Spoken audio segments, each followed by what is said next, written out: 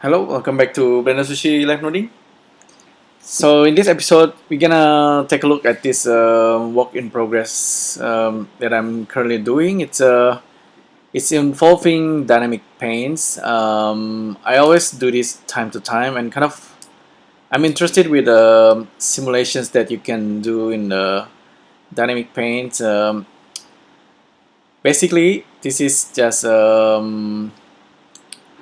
like an artwork, you can call this like a generative artworks that I created just by using dynamic paint. Let me reduce the resolutions, and perhaps I'm gonna also quickly change my seed value here to get a different artwork. Yeah, just switching that, I'm gonna get a new artwork. So can you guess what it is? It's basically we have like an invisible brush, and the brush is changing shape on every frame. It's getting smaller and smaller, and the brush itself is also changing color, controlled by animation nodes.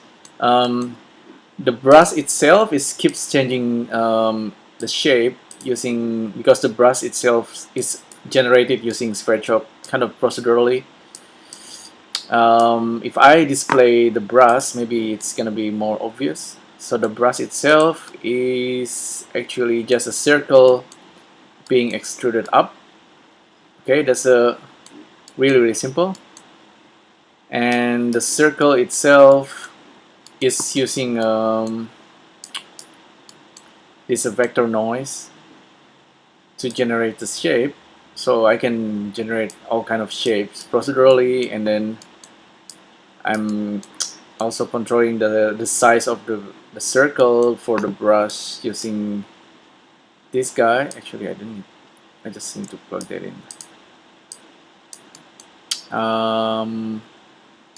I can make the brush go like changing size, or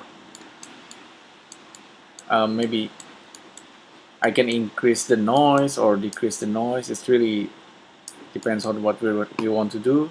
So if I change the brush and looks like a bit crazy like that at the moment. So that's what the brush is doing now.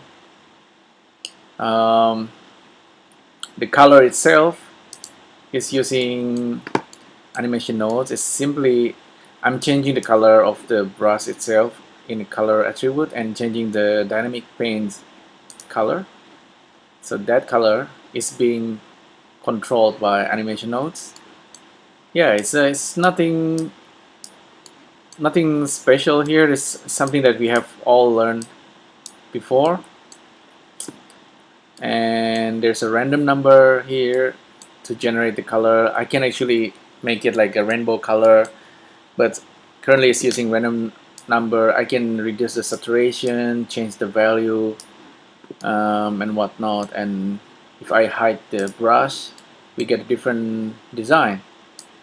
And I also use kind of a little bit of turbulence, I believe, if I turn on the turbulence display.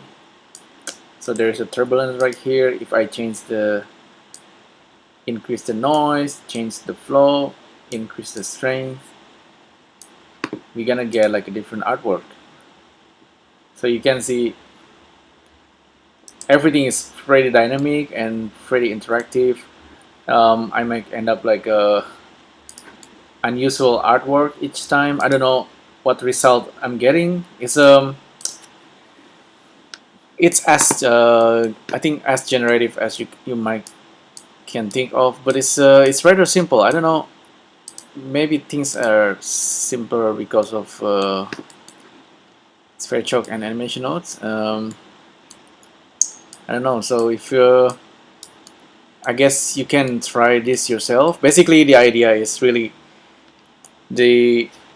with dynamic paint and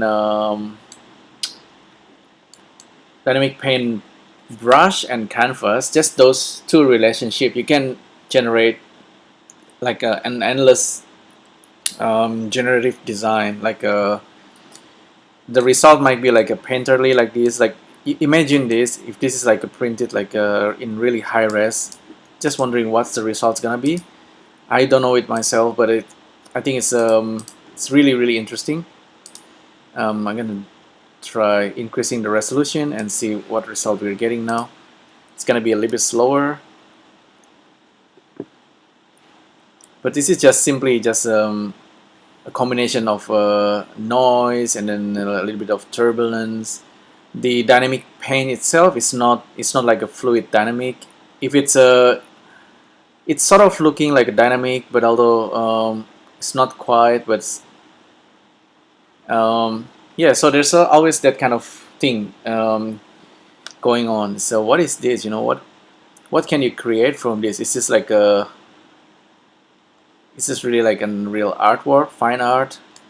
I don't know, but maybe that's something you want to pursue. But the idea is really, with programming and all this technical stuff, in the end you really want to express yourself. That's the biggest point that I rarely talk about. So if you can express yourself using nodes, try it anyway. You never know what it's gonna take you. So okay, so that's pretty much it for this live noding. It's actually, there's nothing much here with the setup.